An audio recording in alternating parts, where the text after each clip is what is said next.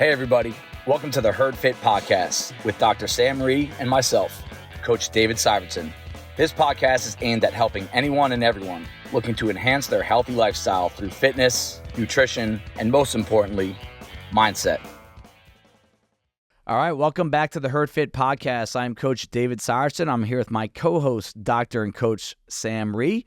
And in between us, we have a very special guest who flew in or drove up from the South to hop in on the Herd Fit Podcast. No, really. This is actually a very special guest, a first time in Herd Fit Podcast history that I have a brother that's on. And this is one of my three brothers, one of my two older brothers, Mike, who is currently serving in the Army, and we are a day before Murph. We are at the tail end of Hero Week here at CrossFit Bison, where we do a week full of hero workouts, and we cap it off with Murph. And this is actually, he's up here not for the Herd Fit Podcast.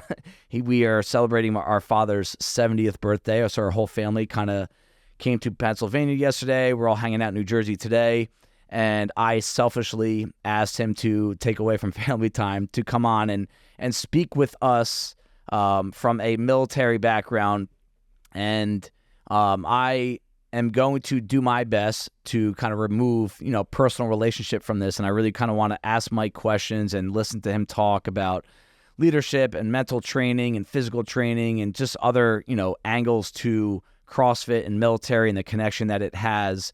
That's one thing we do as coaches here, Sam, is we have to separate our personal relationships from our job a lot, and it's easier sometimes than others. But on this podcast, that's really why Mike's coming on. It's really to kind of just help educate, teach, and reflect on some of the experiences that he has, of things that he's allowed to talk to, and B, I know Mike, if you know anything about him, he is probably personifies humility more than any person I've ever met, to the point where he hates talking about himself. He hates talking about everything that he's accomplished in life. But I will say he was really hard to follow in the brother order because he is just enormously successful, and it all comes from hard work and grit. And I think a lot of what I've learned about those two areas, if I had to pick one person in my life that has taught me the most about those, it's Mike. And I've learned so much from him. A lot of who I am comes from his leadership and also just the example that he's shown. So, Mike, thanks so much for coming on. And, would just like to maybe just introduce you with your age, your rank, and how long you've been in the Army, and why did that all start? Thanks, Dave, for that introduction. So first off, I think you're right by saying that I'm not a fan of talking about myself. I think most people in the military community and the special operations community are not big fans of doing these things, but it is Memorial Day weekend, and I know some of the stuff you want to talk about is those that have gone before us and have made the ultimate sacrifice. So I was kind of reflecting on it, driving in this morning, I thought of it as a great opportunity to honor those folks and their legacy and probably share some personal stories on them, and maybe give some of your guys and girls that are doing this Murph workout tomorrow a little bit extra motivation. So that's kind of what's on my mind this morning. And before I get into like intro stuff, I also just want to say it's been awesome to see what you guys have done. One with this podcast has been really cool. I like to listen to it sometimes when I'm going into work. It kind of makes me feel closer to you as a brother, because I get to kind of hear about things I maybe wouldn't normally hear about, just kind of hearing your voice and hearing you talk through stuff and laugh about stuff with guests. It's been really fun for me. But also it's been awesome just to see what you have done with this gym. So you're saying it was tough to follow me as a brother. Honestly, I'm so proud of what Bison has accomplished and what you personally have kind of been through and experienced through standing up this gym and knowing the initial, stepping into the unknown of starting a business at that point in your life. I really admire that, because frankly, the U.S. taxpayer has been paying my salary for the last 20 years. From the day I graduated from West Point, I haven't had to worry about how is my paycheck coming in next week. So it's really humbling and awesome to watch what you've done. And I've learned a lot from just seeing you navigate this process, and super proud of you. And also thanks for the lifetime free gym membership. That's been great. Both me and my wife have had an opportunity to work out here a couple of times when we were living in New York, but no, it's just awesome to walk in here and see this place. So, But so as far as like military background, it's funny. Yesterday I was looking at some social media feed, and the West Point class of 2024 just graduated yesterday. Yeah. So I was West Point class of 2004. Wow. So it was literally 20 years ago. 20 years ago, almost exactly to the day that I graduated. So that's my background. I've been an Army officer for 20 years. Obviously grew up here in Midland Park at high school. I spent the first 3 years in the Army in the infantry. So I was an infantry platoon leader. And then I tried out for Special Forces in June of 2008. And I've been in the special operations community ever since. I'm currently a lieutenant colonel, serving down in a unit in Fort Liberty, North Carolina. And I live there with my wife, Marlena, and my 2 daughters, Grace and Emma, who are 5 and 3. So that's pretty much me in a nutshell. Nice. Now, this is, I guess I could spoil this now because this will come out tomorrow. And but Mike is our guest speaker tomorrow for Murph. And it's basically at the end of Murph. For those that are still here, because I know some people come in at 7, they have plans and they got to go. But we usually have a crowd of anywhere from 50 to 70 people left over by the time 10:30 rolls around. We hang out for a little bit. We've had a few guest speakers over the years, and nothing crazy. 5 minutes of just kind of reminding what Murph's all about, what Hero Week's all about, what Memorial Day is all about. It's not a day off from work, all right? And last time Mike was here, in this regard, right, he actually was one of the first people to tell the Murph story from a military perspective. It always has a different feel than watching Lone Survivor or reading a paragraph about it. Just to hear him tell the story of Murph was special. But he also came back, and we did a workout called PK back in 2015, I believe it was, and he gave the story of PK, and just to kind of set the tone for kind of where Mike is and some of the purpose behind Hero Week, Murph, macro level. Mike, I'd like to just maybe give you the story of whatever you're comfortable talking about in regard to PK, personal story I know. But again, I want to kind of just set the tone for, the seriousness level of the podcast and what Hero Week is all about. Yeah. Thanks for the opportunity to talk about PK. So PK, his name is Andrew Peterson Keel. The first time I met him was at West Point. We were cadets. He was a couple years behind me. And if anyone knows anything about West Point, the first year there is absolute misery. I think maybe the first 2 years were kind of like that. I started kind of enjoying it towards the end. But PK was one of those, he was a freshman in my company, and my memory of him was he always had a smile on his face and always had this kind of mischievous look about him. And you could just tell he was always having a good time despite the adversity that he was experiencing. So I knew him from a very surface level all the way back in 2002. The next time I saw him, he was signing into my battalion in 3rd Special Forces Group in 2012. We were getting ready to deploy to Afghanistan for a 6-month deployment. It was a pretty busy time in Afghanistan for those that kind of remember what was happening. President Obama had ordered a surge of troops and increased the number of forces attempting to essentially pressure the Taliban to the negotiation table. So it was a busy time, bottom line, for that part of the country in eastern Afghanistan where we were, and it was a very violent time. On that deployment, we lost several teammates that we memorialize, this time of year every year. PK was new, and he was a late addition, so he wasn't part of our train-up. He showed up and deployed, and he was going to be on staff. So he was just working in kind of a staff role in our operations center.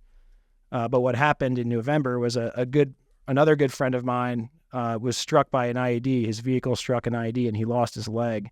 He was the detachment commander for a special forces team there in eastern Afghanistan. So what happens when something like that happens is we have to find a replacement to take that team. In this case, it was PK.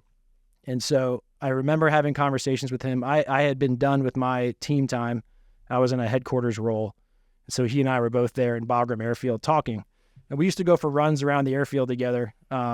That was kind of our thing. On Sundays, we would break away from the grind, and we would go for this long 6-mile run in the hot sun of Afghanistan. And his joke was he always used to say, "God damn you fat Irish thighs." So he had a great sense of humor. But we would have conversations about his longtime girlfriend and his desire to get married after getting back. A little while later, he knew I was looking for a place to live, and so we decided we were going to be roommates. And so we had the house. He had a house in Southern Pines, North Carolina. I was going to move in I was really excited about that. So I'd become close to PK over time. We were going to live together, and, then we found out that he was going to go out and take over this team in this really volatile area of Eastern Afghanistan. So I remember sitting down and talking to him, and he was a little bit nervous, but he wasn't nervous about the threat. He was nervous about following this legendary captain that had just been wounded. And he was like, am I going to live up to him? Am I going to, let the team down? And he just that was the number one thought on his mind, is just making sure he was a good leader for his team and led the team well. And he really did. He did an outstanding job. He won the trust of his team very quickly through some pretty dire circumstances. And so a couple of months went by. I was able to visit him in January. I brought him some supplies around Christmas time. I brought him like a Santa hat, just as like a joke, freezing cold in the snow out there of January in Eastern Afghanistan. But a couple of months went by, and then it was March 11th, 2013. We got a radio call that there had been an attack.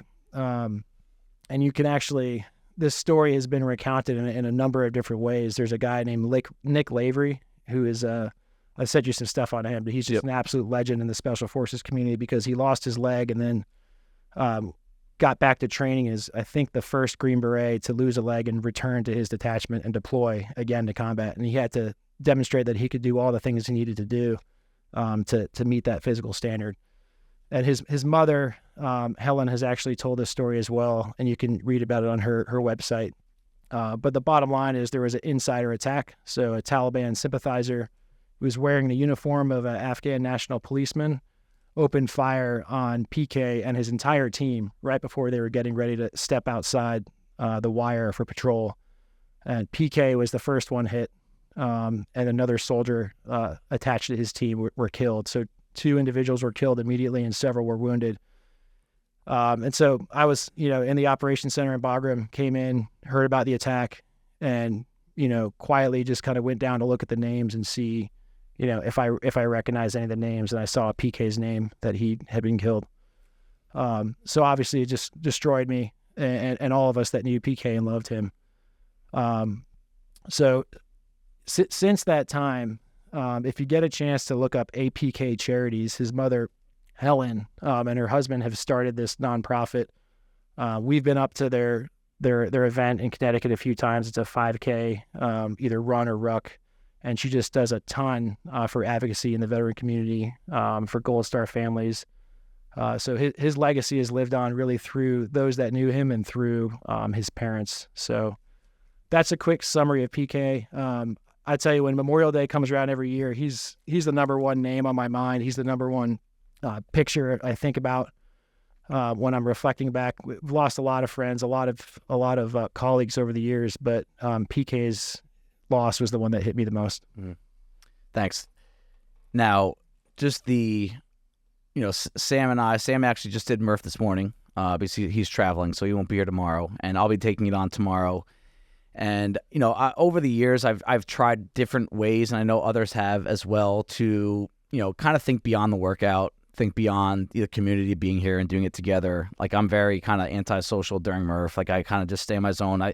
One year while you were deployed, Mike, I had a picture of you next to me while I was doing it with the vest. And it's like, can we find different ways to dedicate effort, dedicate thoughts, or just remember? And like, when you hear a real story like that, like a personal story, Sam, it does kind of give you a different, I don't want to say vibe, but a different mindset while doing Murph or just hero workouts in general. And we try our best as coaches at the whiteboard to, make sure that we're all on the same page, that, these workouts, as hard and as grueling as they are, the hero workouts are usually on purpose, a little bit more tougher than what we normally do, to kind of keep the mind right. And I think our gym, our community does a great job of that. You hear very few people complain about, hard push-ups when in about an hour you're going to be at home, eating some lunch, right?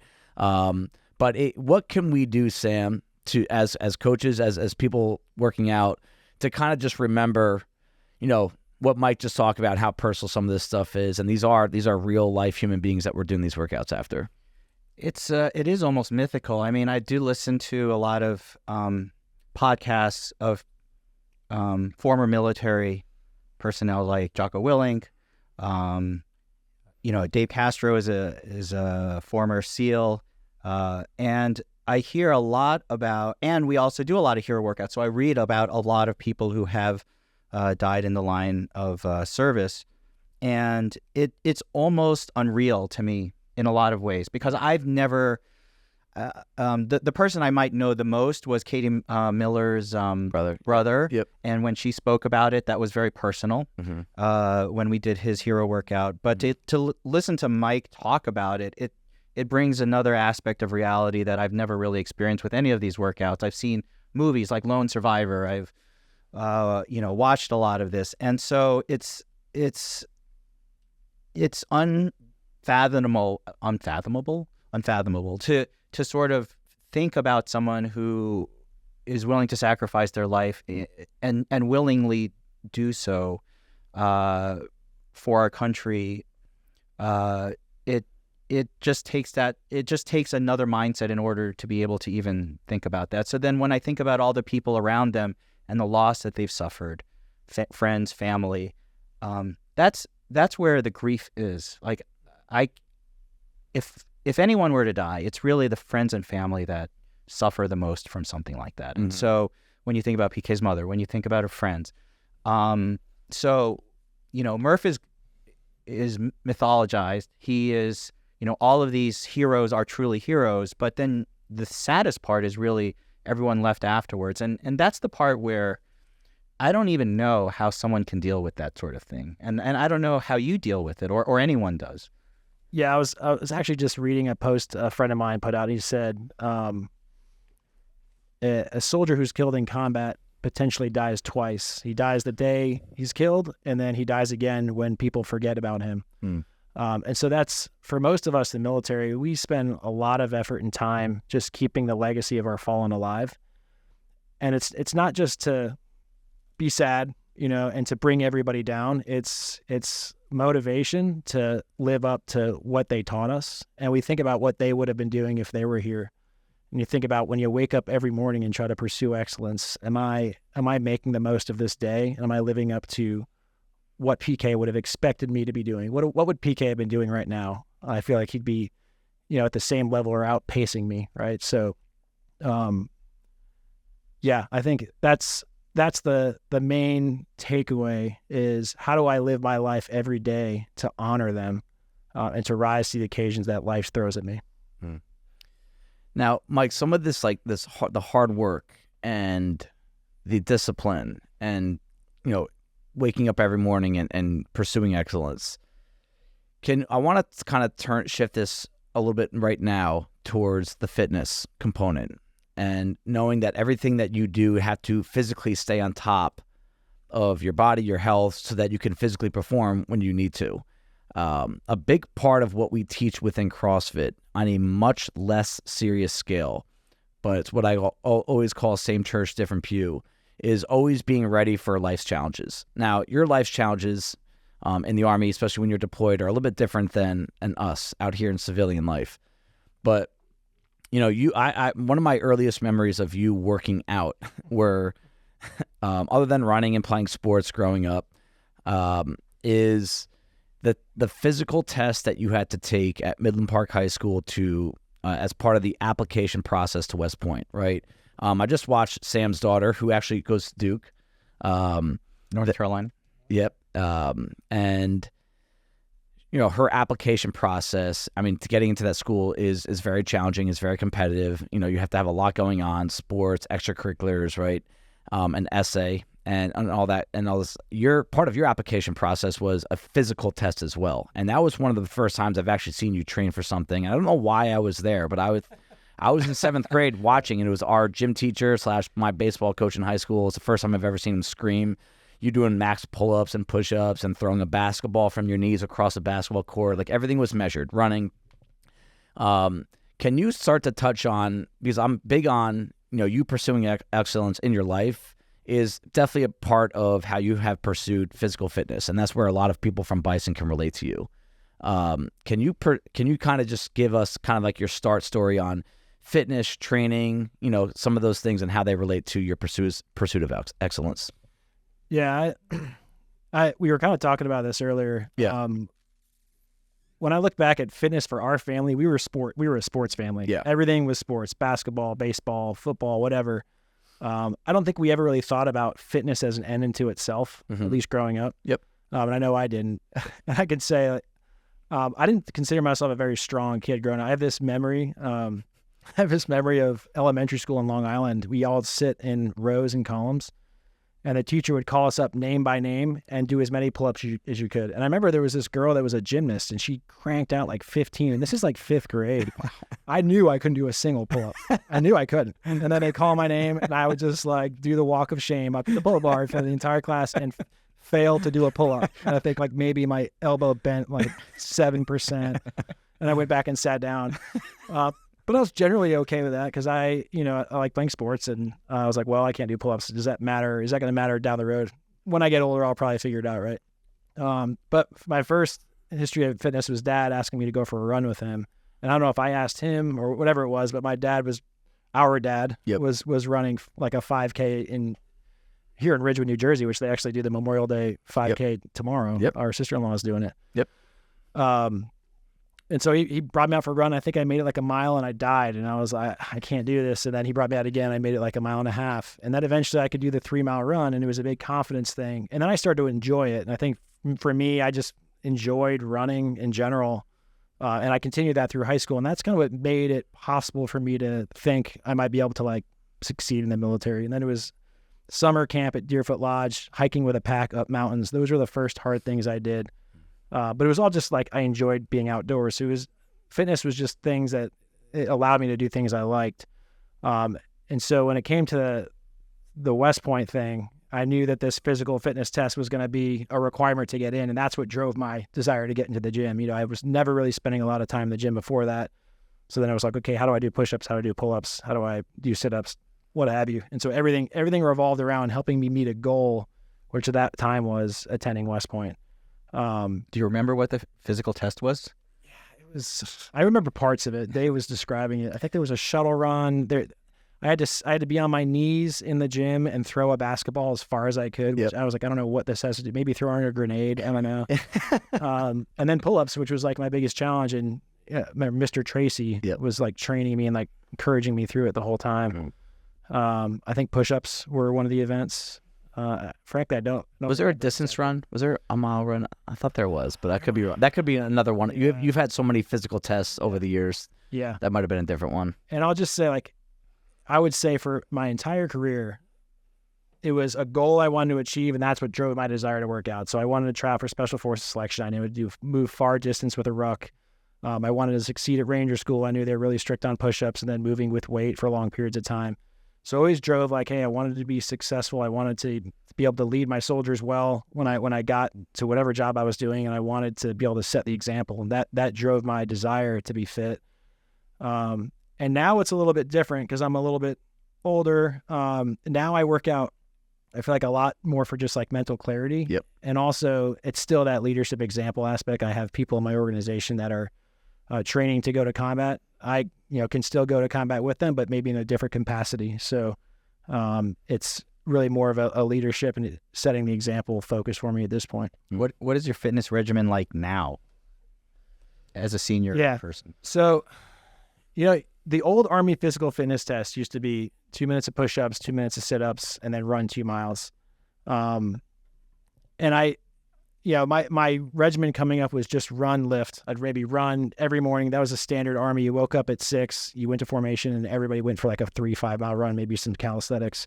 And then I'd sneak into the gym 4 or 5 in the afternoon and lift. That was how I did things up until 2009. And that's when kind of I started learning a little bit about CrossFit. And I was interested in it. I don't think you were. I wasn't, not until 2011. Yeah. Oh, so you heard of it before Dave did? Yeah. Well, specifically, we had a dive team that did this thing called SEAL Fit, which I think you're also familiar with because he competes. Yep. And so I started doing SEAL Fit, and then once I started doing that, I realized that I could offload the requirement to come up with a workout plan because someone smarter than me had already come up with one, and they updated it every day. And I could go to a website, I could go to sealfit.com, and I could do whatever workout they threw out there. And I knew it was going to challenge me. I knew it was going to destroy me. And I knew it was going to make me a better special operations soldier. And so that's how I started working out. And I continued that for several years. Those are super high volume workouts. Very. And at that point in my life, I was late 20s. I could manage it and operate at a really high level. And then I kind of started after a while, the Special Forces Regiment and Special Operations Command as a whole, right around that same time, started hiring human performance coaches and really prioritizing that. And they would do programming for all the Special Forces teams. And so you could go to an actual strength coach and just ask him, hey, here are the goals I'm trying to work towards. And sometimes entire teams will go together and get a workout plan as a team. And they would program for me. And so basically from 2010 on, I've just been doing whatever a coach tells me to do, right? Because I give them general guidelines of what I want to do, but it's similar to CrossFit, but it's functional fitness, you could call it. And I've basically just been following that. So a workout might be like supersets of deadlifts and pull-ups, followed by squats, what have you, lots of deadlifts, Olympus style weightlifting with kind of high volume circuits worked into it, and then some sort of cardio intermixed throughout the week. Sounds like what we do. I was about to say, it sounds very similar. Yeah. Now, you guys don't get into this skill stuff as much though, because it's not as applicable to you, like ring muscle ups and handstand walks and that kind of stuff, because it's just, you're really training. Yeah, we're training for CrossFit performance here, some health, right? Probably a mix. You guys are like, hey, there's no point in me getting on a pair of rings doing muscle ups because doesn't really apply much to what you guys do. Yeah, I mean, and especially when they're programming for a team, you're trying to bring an entire team of say 12 guys up to a level. So if it's a super tactical movement that not everybody on the team can do, it's not really going to benefit. Got it. And actually, there's a huge culture of CrossFitters in the Army and in special operations in particular, guys that run their own gyms, that coach at gyms, that do that on the side. So I think the mentality is there. But the way we program, it's got to be applicable to the, I hate to say lowest common denominator, but it has to be applicable to everybody that may be less, adept at some of the technical things. I get that. Absolutely get that. Yeah.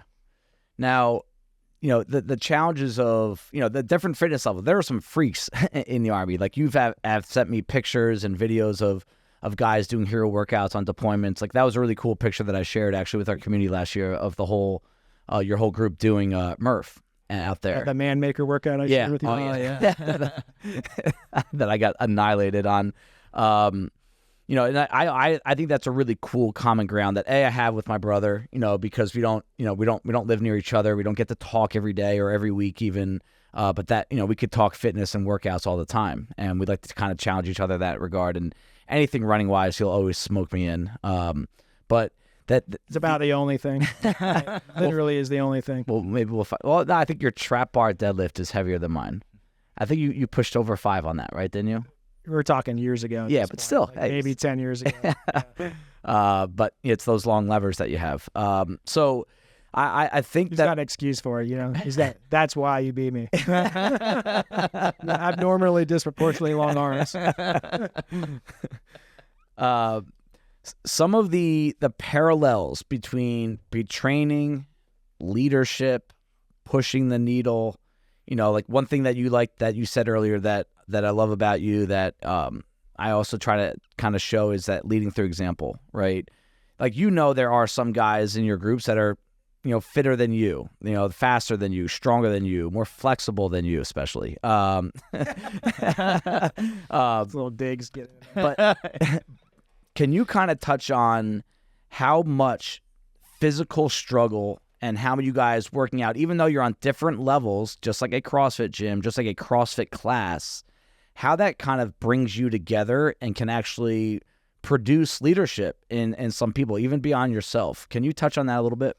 Yeah, 100%. I mean, so physical fitness there's a reason why the Army makes people pass a certain minimum standard, but physical fitness it's the baseline of everything we do. I mean, if you look at the mission of the Army, it's close with and destroy the enemy. Well, you can't close with them if you can't move. You can't destroy them if you're not strong. And not to get super violent on your podcast today, but that is the mission of the Army, is to close with and destroy the enemy. So there's a warrior mentality to everything we do, and it starts with physical fitness. And there's a lot more to it. And the Army in particular has starting to get their minds wrapped around the whole person and kind of holistic fitness, psychological, spiritual, cognitive. But it does start with physical fitness. And you have to know your limits. As some people I knew, you have to go see the wizard every now and then to remind yourself that you can push to certain levels. But also you need to know your fellow teammates and their limits. And you have to know that they can do things with you that are hard in a controlled environment, so that when you find yourself overseas, you have trust in your teammates to your left and your right. I know they can climb this mountain with me. I know this guy can pick me up and carry me off the battlefield if I'm shot. And those are realistic things that happen on a regular basis on combat rotations. So one of the things I was going to kind of share with you, so I won't share names or anything, but I know we're going to talk about Murph, and I'll probably just share a little bit of the Murph story. But what a lot of people don't know is there was a team that went in to rescue Marcus Luttrell, and I know those guys, and I've served with them, and one of them is more of a senior ranking guy now, and I had him come share the story with with the guys in my unit and what he learned from it. And one of his number one lessons was the importance of physical training, not just for yourself, but with your team, because when the time came, they had to climb some gnarly mountains, and frankly, some guys just weren't ready. Right. Because the mountains in Afghanistan are the great equalizer, and they've destroyed me on multiple occasions. And so he used that as a charge to the folks in my formation to, hey, push yourselves regularly, work out together, experience adversity together, so that you know each other's limits. And it puts a little bit of like call it friendly competition or pressure on your fellow teammates to get on the same level. Luttrell was one of the team members that survived that. Yeah. Yeah. We're going to touch on the Murph story in a little bit. Yeah. That's And the other thing I'd say, Dave, real quick, sorry, just interrupted you. No, keep going. The other aspect is if you're not physically fit, it affects everything else. It affects your cognitive ability to process things under pressure. So not only do you have to be fit, but you have to be able to think in those circumstances. And so a lot of times, if you're the guy that's falling out first, you're the guy that's providing the least to the team in terms of problem solving and keeping your head in the game. Probably feeling like you need to fall asleep, things like that. Right. Some of the most miserable training I've been through, like Ranger School, for example. Those stories are out of this world. As a lieutenant, one of my first things I did, and then I went right to Iraq from there. And I can remember thinking multiple times in Iraq that I was like, I'm just glad I'm not in Ranger School right now, because that experience was so miserable. I was like, at least I have food here, you know. And that's the point, is to push yourself so that you can handle the challenges that are thrown at you. And physical fitness is the baseline of all of that. It's not the only thing, but it's the if you don't have it, everything else is going to suffer in your military career. I mean, I'm trying to find parallels, so many to what we do on a lesser scale right here, CrossFit, what we teach, and the people that are listening to this are CrossFitters. What can I take from Mike's experience and relate it to? And, you're making practice harder than the game in some ways, right? Like making your training harder than your competition. And that's why you do have to keep your foot on the gas. You do. There are so many reasons why you shouldn't let up, right? We're not telling people to push through sickness and injury. We know that. Because, this isn't life or death training. But I do think a lot of times, us as CrossFitters, myself included, you do question your motivation sometimes. Like, I don't want to. Why? Because I don't feel like it. Well, that's not a good enough reason to. And we could sound like hard asses all we want and say stuff like that, but it is the truth that there is a reason so much bigger than how you feel right now why you should continue to kind of stay on the train, stay on the path. Do you kind of jive with that at all, Sam? Like, is it something that you think that we can apply to ourselves?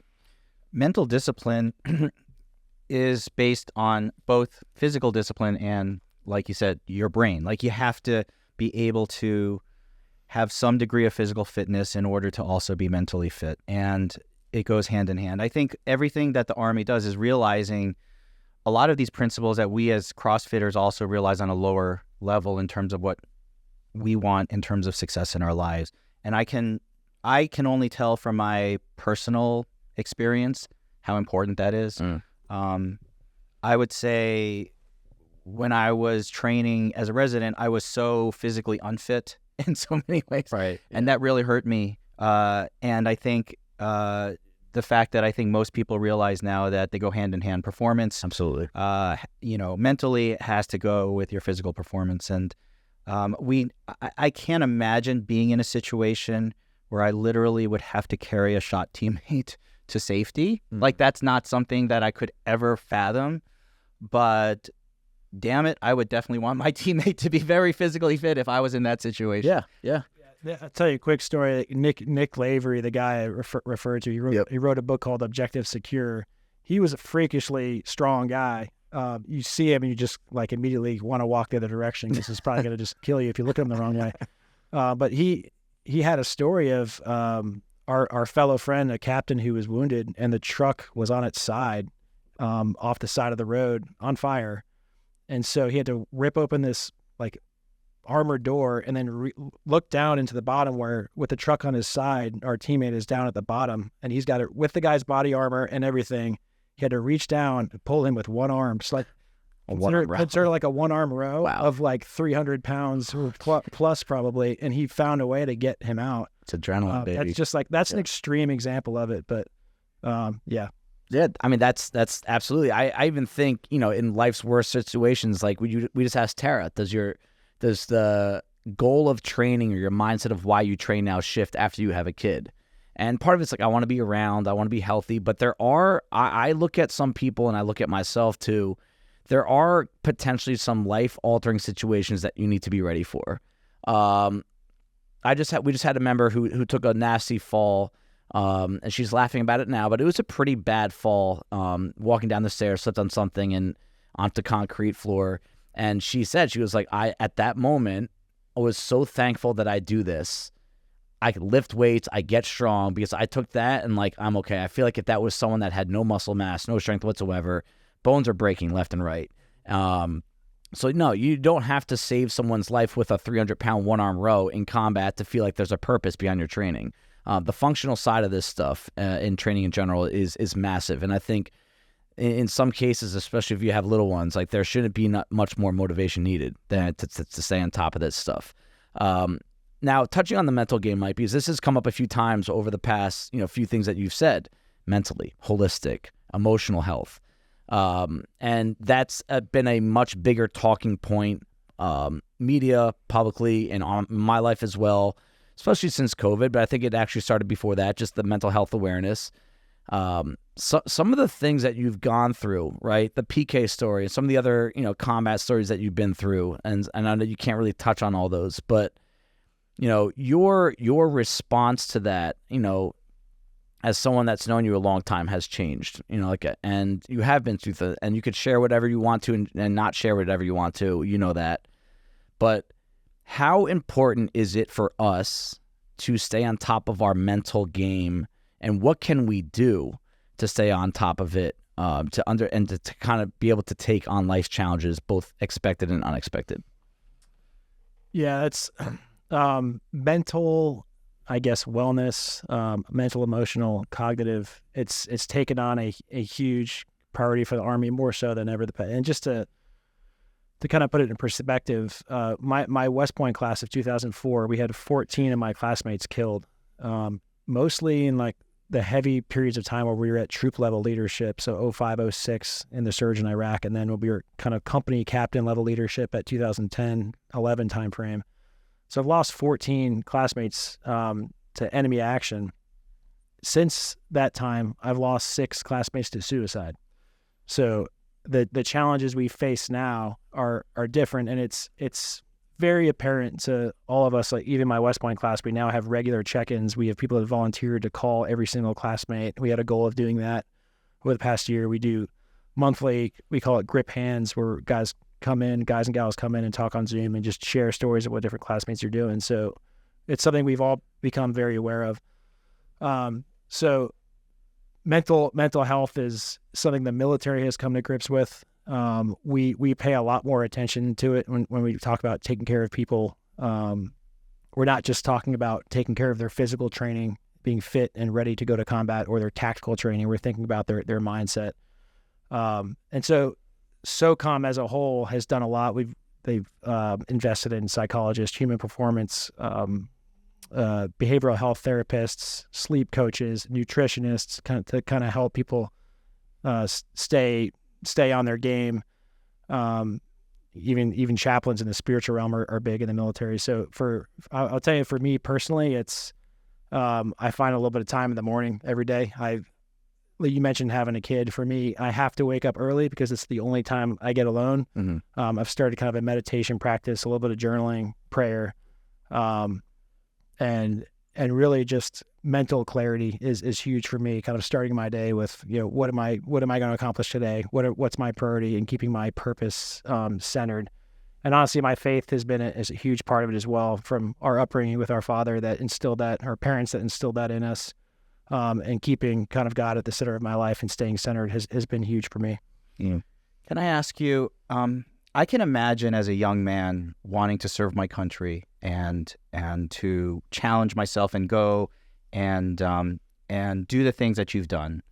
And I also see a lot of the media, and most of them are people who are no longer active military, who serve for a certain amount of time. And we have many members at our gym who also served for a certain period of time and then left for various reasons. And when I listen to, say, Jocko Willink or some of these other people talk, some of it is also like burnout. Like, you go and you serve multiple tours, and it's just the stuff you go through and how difficult it is and how challenging and scary is at some point. And so most people end up not staying as long as you have. The other thing is that some people also realize they're no longer serving in a very active role. Like, some people, they live to be in a unit and to be very active. But then you become senior, and then you take on a different responsibility. Why did you, or how were you able to maybe stay in the military and continue when that's a very rare sort of thing for most people? Yeah, that's a good question. I think it's finding meaning in what you do. And if you are fulfilled by what you do every day, you will withstand certain, sacrifices. And honestly, I'm usually pretty uncomfortable with people saying, like, thank you for your service. Yep. Or, I've even heard people have apologized to me, like when I tell them what I do, like, oh, I'm sorry, you have to be in the Army. And I'm just like, you don't understand. Yep. I sometimes will jokingly say, thank you for paying my salary, because you're a taxpayer, right? But I've loved every moment I've spent in the Army, mainly because of the people I've been able to meet, and the unified purpose that we've had serving together. And there's a lot to that. So, for me, it hasn't been hard to stay in. If anything, the family consideration starts to weigh, right? So I have 2 young girls now. I've told my wife multiple times, like, hey, if at any point this lifestyle isn't working for us, we'll move on. Yep. But until then, we're going to continue to do this as long as it's fun and I'm enjoying it, which I do. And it's just manageable for us. And it's a family affair as well. My wife is involved in, like, our family group. She helps support spouses while we're deployed, so she feels the meaning in it as well. My wife also served for 9 years. We met in Afghanistan. She went to PK's funeral actually while I was deployed, and we were dating. It was actually one of the first times she met mom and dad. Oh, really? Mom and dad were actually there for the funeral as well. So I think collectively we feel a lot of meaning and purpose, and I think that's all people really need. There's a lot of things that motivate people. Money motivates people, quality of life. But I think if you step back and look what keeps people doing what they're doing, it's because they feel, a meaningful purpose behind what they do. One more follow-up is, the other thing I think is that you need a different set of skill sets when you become more senior, and you probably have it that not everyone has in order to become a senior leader. And I see that in most jobs and professions as well, once you change from being more active to more senior. The other thing is, but I think the responsibility also is greater. So I was just telling Dave before, I could see serving and dying for my country potentially. I could see saving someone else, like my teammate, and dying for them and saving their life, just like I could for my family.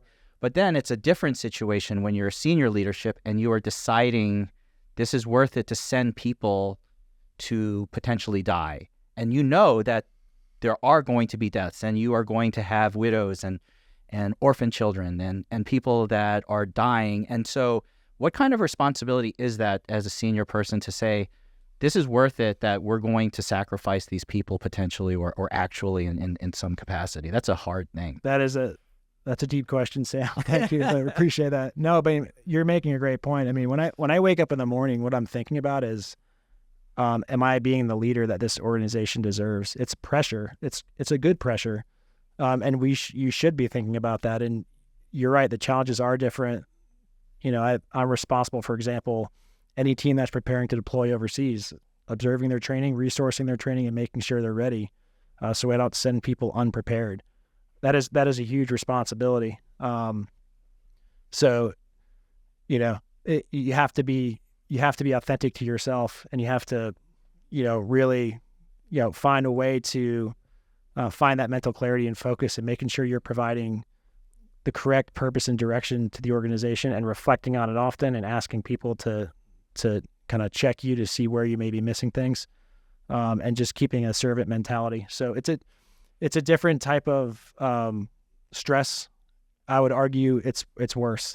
Like I would much rather be the guy driving down the road trying to avoid the roadside bomb than the guy sitting in the op center watching. You feel like my soldiers will hate me for saying this, but you feel like a worried parent. Yeah. When your folks are out there, because you really do love them like you love them like your family, and you want to do right by them. And the other thing you mentioned is my wife. I've talked about this sometimes about our, the longer you stay in your motivations, and I think you could argue that we've made mistakes as a nation and decisions we've made to put people in harm's way, maybe in situations where we should not have.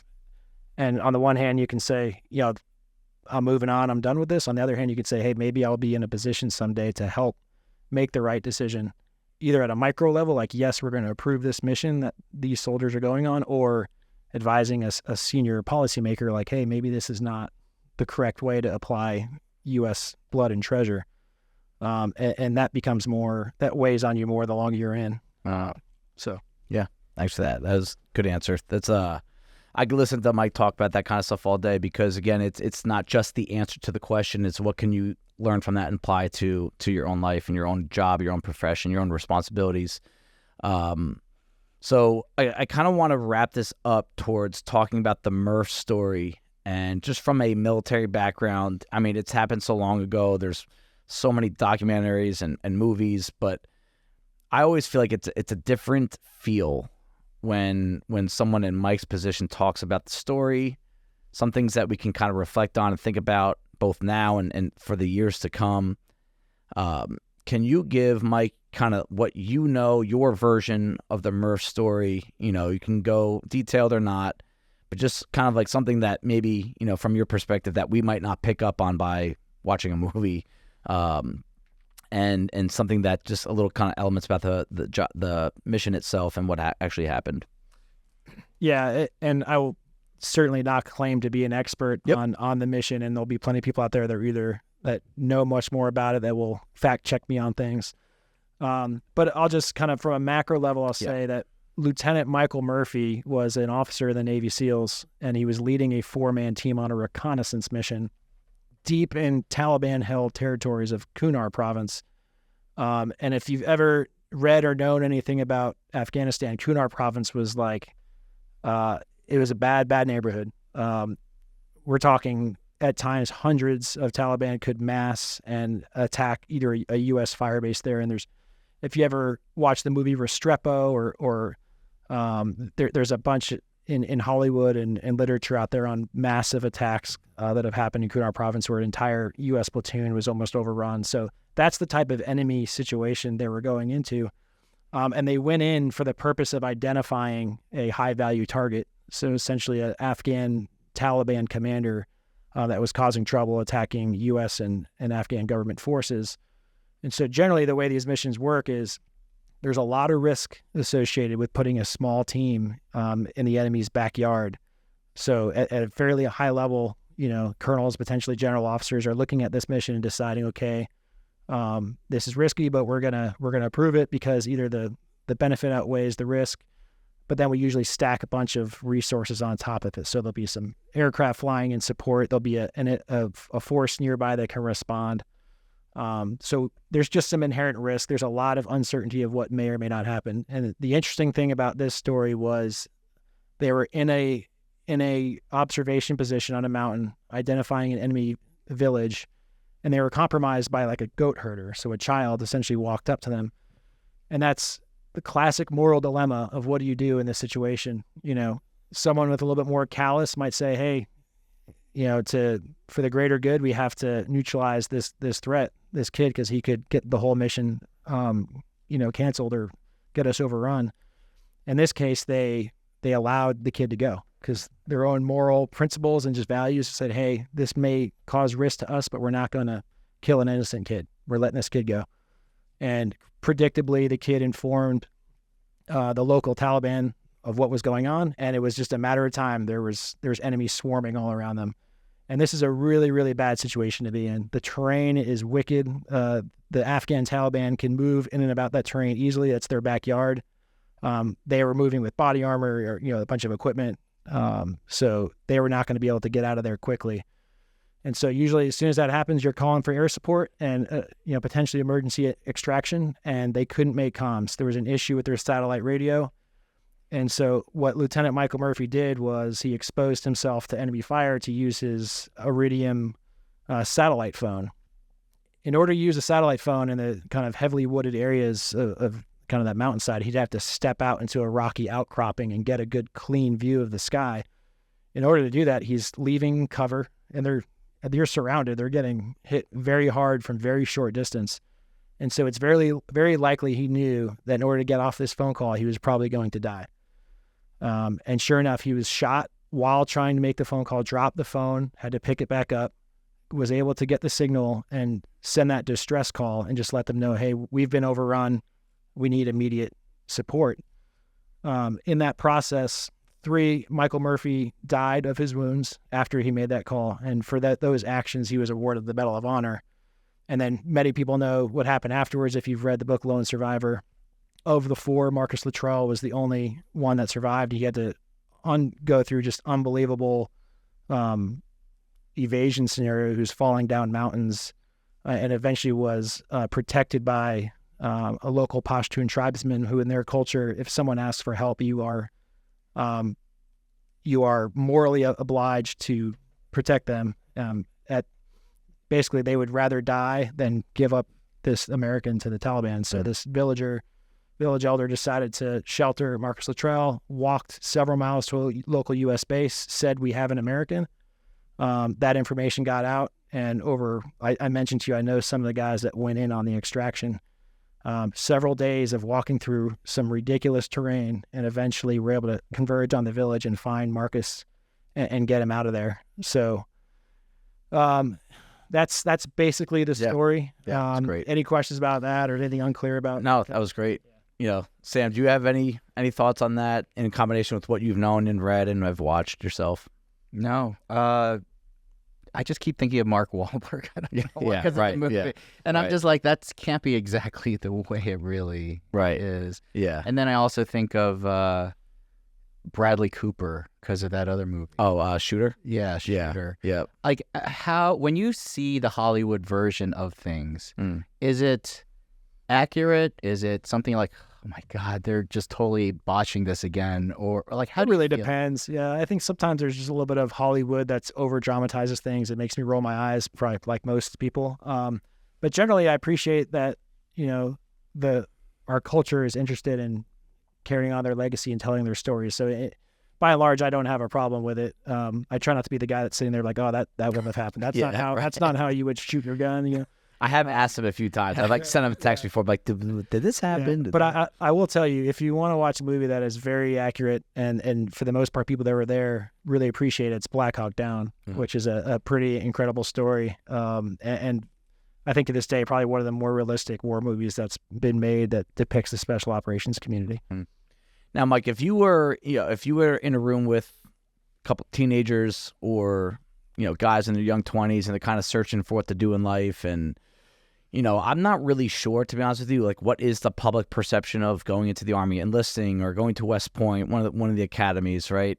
I just want you to for some of these guys that we have listening that are kind of in that, or we have parents of people that are in that, and what is my kid going to do? Is he going to go to college? Like, the optics of college right now, the cost of it, and some of the stuff that goes on there right now. I mean, should the Army, should enlisting, should pursuing some of the academies, I'd like to kind of not sell it, but kind of give a perspective of someone that's been through it, like through everything, what this can do for someone, for not just hey, I don't know what to do with my life, I'm going to hop in, just from a career perspective, from a personal excellence perspective.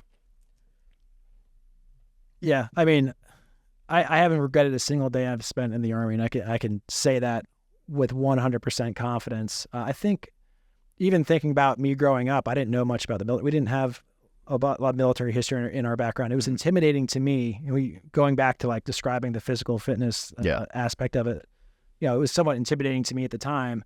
But it's absolutely doable for anyone. So if there's a physical aspect that joining the Army that's dissuading people, I think it should be a motivator to get fit and to be competitive. I think any young person should hopefully have an aspect of physical fitness in their life that would not rule them out from serving in the military.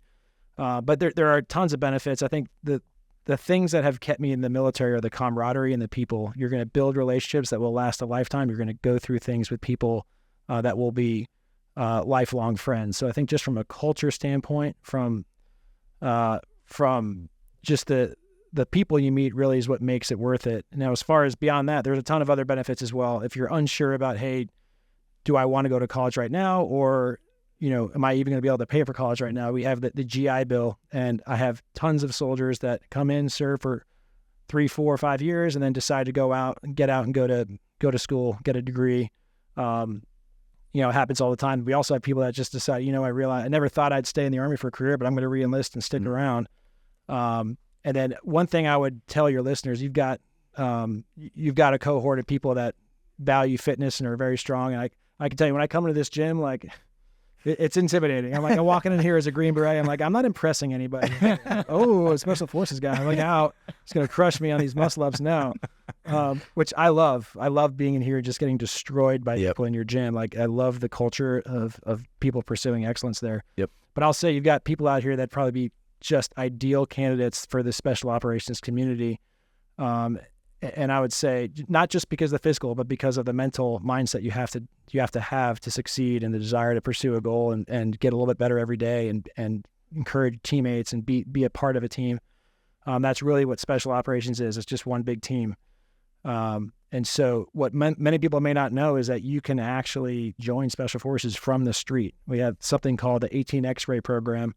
And a very significant percentage of our formation is made up of people that were doing something else, like working wherever, and just decided, like, felt the itch that they want to try something. And you go to basic training, you go to airborne school, and then you go to Fort Liberty and you start the Special Forces preparation course, and then you go to selection.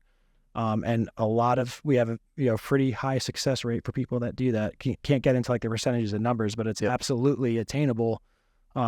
And we'll even give guys an opportunity to come back 2-3 times to continue trying if it's something they're interested in. And it's just a great opportunity you're going to see the world, you're going to travel, you're going to interact with multiple different cultures, and then you're going to have that education benefit. If it's something you decide you want to do either after the Army or even while you're in, there's tuition assistant benefits for active duty soldiers that are getting degrees while they're in. A ton of people are doing that constantly.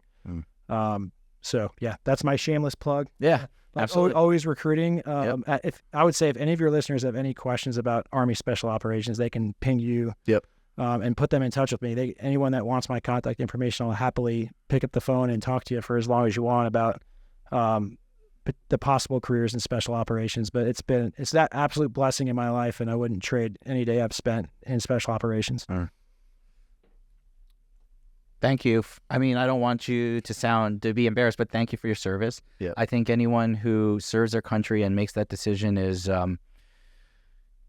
special. And I think we do need more people in our lives who do that. And I want to thank everyone at our gym who already has served. And I really hope that it's people like you and everyone else who decide to serve that will make our country continue to get better. I think you may think our country is doing awesome or not awesome.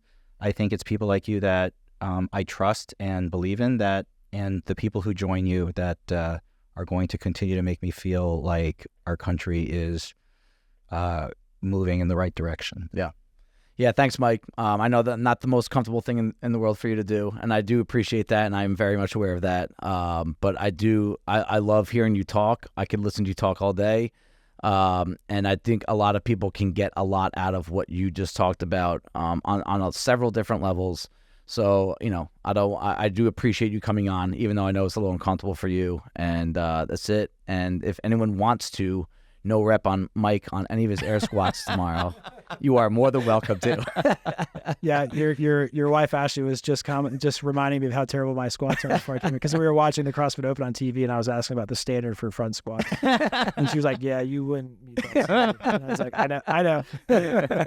No, but thanks, and I just want to say thanks for what you guys do to recognize veterans and also to recognize those that have paid the ultimate sacrifice. If you walk into this gym, you see a lot that kind of reminds people of why they're doing what they're doing. The focus on Memorial Day, the American flags in the parking lot. It's awesome to see. And I think for anyone out there, if you're looking for a way to honor a veteran during Memorial Day weekend, just know that they're in your neighborhood. We were at Mom and Dad's house the other day. His neighbor across the street flew helicopters in Vietnam and had some bizarre stories. So I encourage you to meet whoever in your community served and ask them about the friends they've lost, and let them tell those stories. And yeah, cool. All right, thanks, man. Love you, bub. And we'll see you guys next week. Thanks. Thank you, everybody, for taking the time out of your day to listen to the Herd Fit podcast. Be on the lookout for next week's episode.